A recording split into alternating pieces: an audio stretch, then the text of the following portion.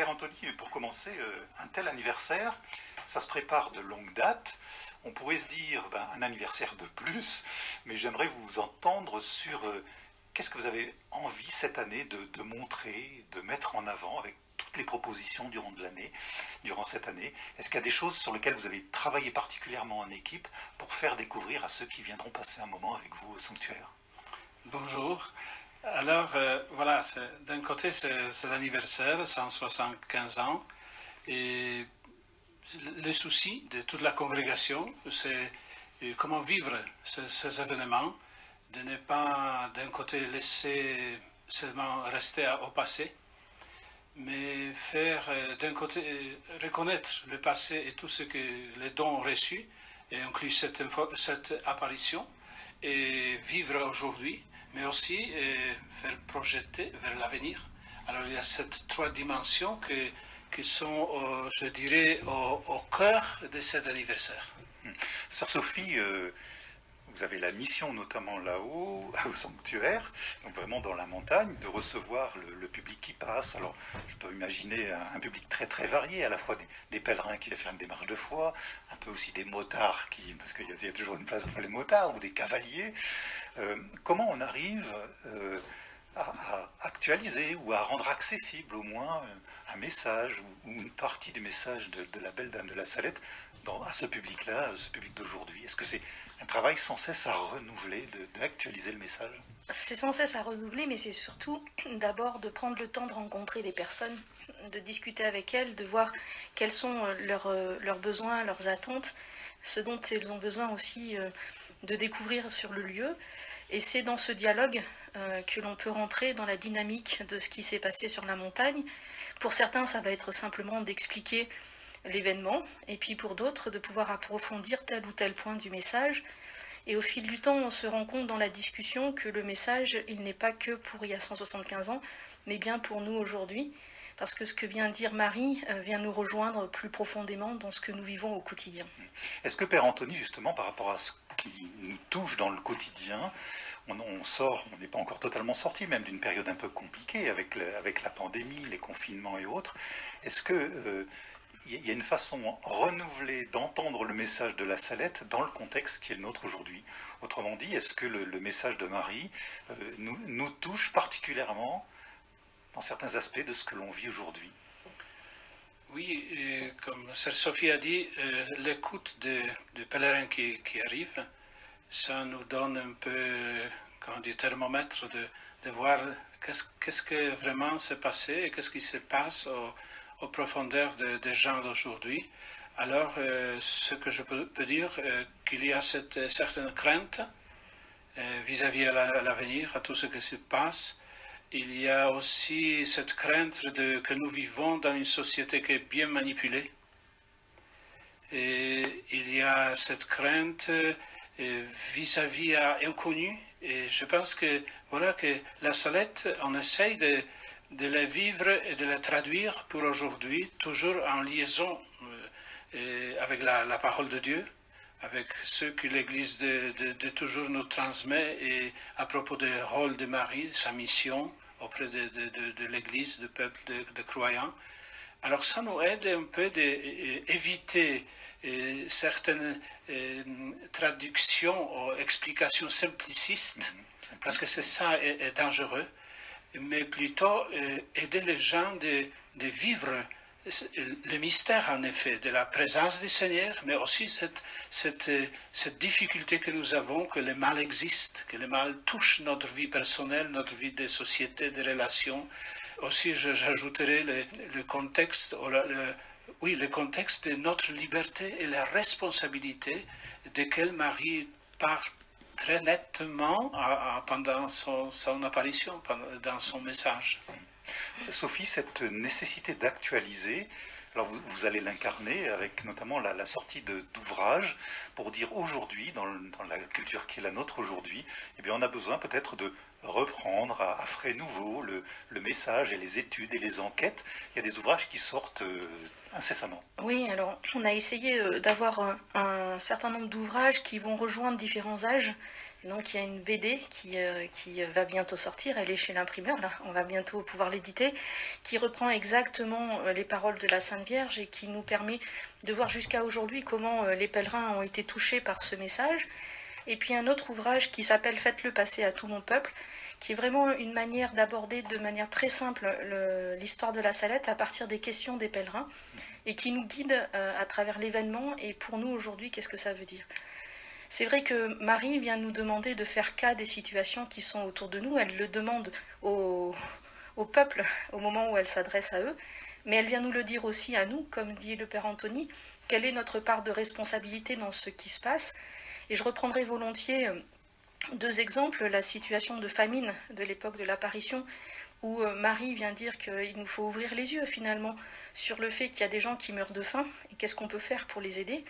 Et la situation de ce que nous avons vécu ces derniers mois avec le Covid, et à la lumière de l'Évangile, de voir tous ceux qui ont mis en place des liens de fraternité et de solidarité, qui ont pris leurs responsabilités pour se rendre proches de ceux qui étaient autour d'eux, qui ont fait cas de la situation, et évidemment aussi de ceux qui font cas de la situation pour spéculer et faire s'en mettre plein les poches, quoi.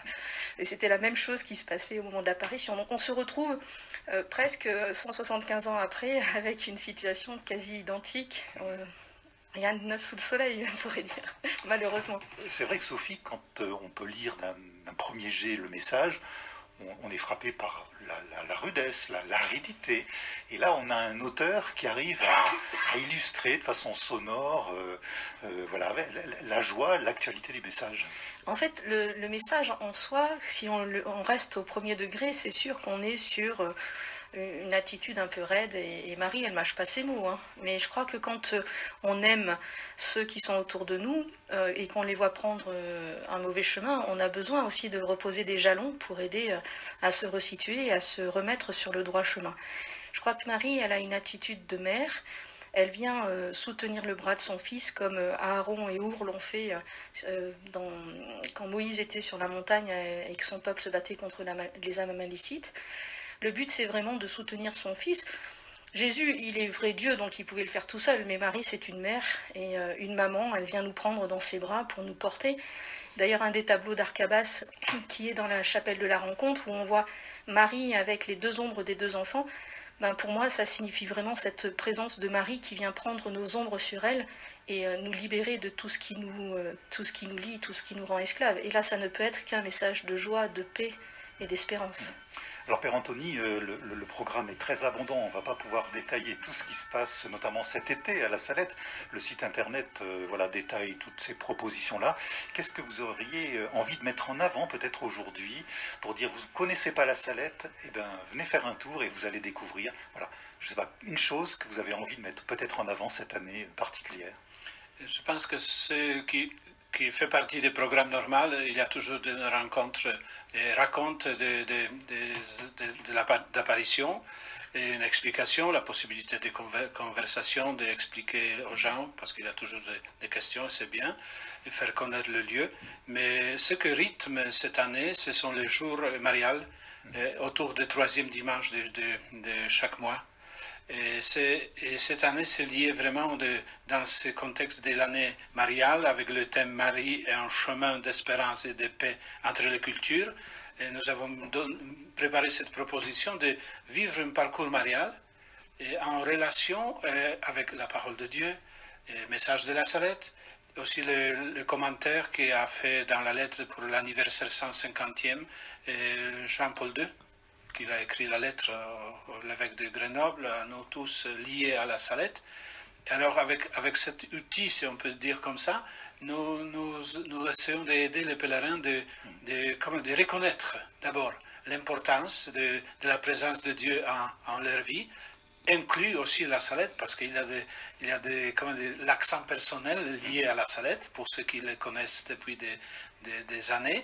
Il y a l'accent sur aujourd'hui, et envisager l'avenir avec le renouvellement de profession de baptismale. Voilà, c'est ça, ce sont les parcours qui aident beaucoup, et c'est une proposition soit pour personnes singulières, pour le couple, les familles ou le groupe, comme en forme de liturgie de la parole. Voilà. Le Père Anthony vient de parler des familles. Sophie, ça reste, et on le sait déjà depuis plusieurs années quand même, un accent fort de la pastorale au sanctuaire, l'accueil des familles, l'accueil des enfants. Oui, on a toujours cet espace ouvert qui permet aux familles de se retrouver, parfois même de partager entre elles et de vivre des moments forts. Ce chemin marial dont parle le Père Anthony, nous l'avons aussi déployé pour les familles, pour des familles qui viennent passer une journée ou pour d'autres qui viennent sur plusieurs jours. Il se déploie de la même manière sur le passé, le présent et l'avenir, comment relire notre vie, comment rendre grâce aujourd'hui pour tout ce qu'on a reçu et comment dans l'avenir le mettre au service de tous ceux qui sont autour de nous. Et du coup, oui, c'est cette attention particulière aux enfants, quel que soit leur âge, du plus petit au plus grand. Souvent, on me demande, mais jusqu'à quel âge vous accueillez des enfants? Et ben, je dis que l'accueil jeune, il va jusqu'à 25-30 ans. Parce qu'on a aussi des jeunes adultes qui ont besoin de ces temps-là pour réfléchir, pour se poser et pour avancer. Et puis parfois, ce sont des jeunes parents qui sont là.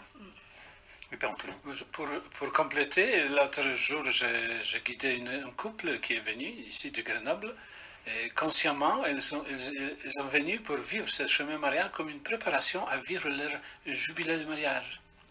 Voilà, ce sont les petits détails. Je dis ça pour l'encourager aussi, parce que c'est vrai que la forme des pèlerinages s'est changée grâce à tout ça, à cause de tous ces changements que nous vivons. Mais le sanctuaire est toujours est prêt à accueillir et proposer quelque chose qui va aider vraiment les personnes de personnaliser aussi la foi et ce message de la Salette. Donc il y a des propositions qui vont vraiment auprès de tout public. Alors il y a les rendez-vous habituels, on ne va pas les détailler une nouvelle fois ici. Il y a des nouveautés peut-être, Sophie, à mettre en avant.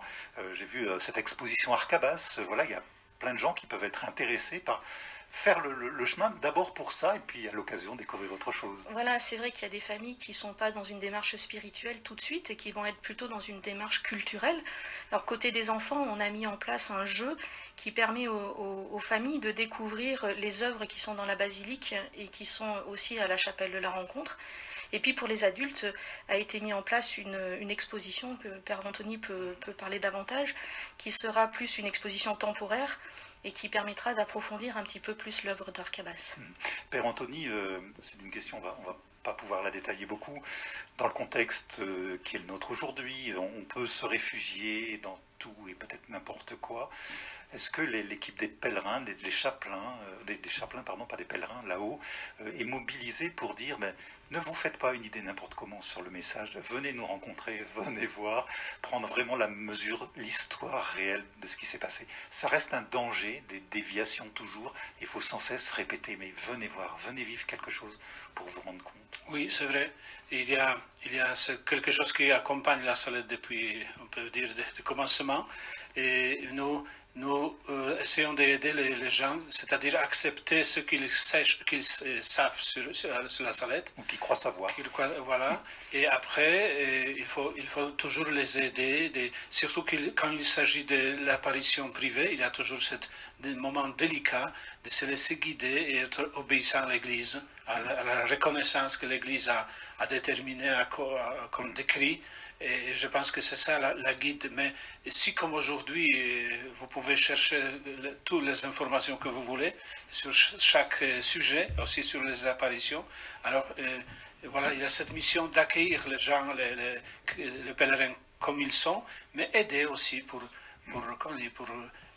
vivre dans la façon juste et approfondie le message, pas rester sur le superficiel ou sur la peur, sur quelque chose de curiosité, qu'en effet on peut satisfaire notre curiosité, mais ça ne touche pas le cœur. Le message de la Salette va vers la conversion personnelle et de ça qu'on part vers le monde, vers les autres. Le seul secret finalement, Sophie, de la Salette, c'est que Marie touche le cœur encore aujourd'hui. Exactement, Marie, elle vient parler. Moi, j'aime beaucoup cette attention que Marie a. Elle parle à Maximin et Mélanie personnellement. Ça veut dire qu'elle parle aussi à mon cœur personnellement. C'est mon jardin secret. Ça m'appartient. J'ai pas besoin de le dévoiler à tous. mais ce petit message d'amour qu'elle me donne me permet chaque jour de m'épanouir et d'être une sœur de la Salette, j'espère, rayonnante. En tout cas, merci à tous les trois, tous les deux au moins, d'être descendus de cette belle montagne dans le canton de Cahors. Le sanctuaire est à 1800 mètres d'altitude, donc en période d'été, ça vaut la peine aussi d'y aller pour ça.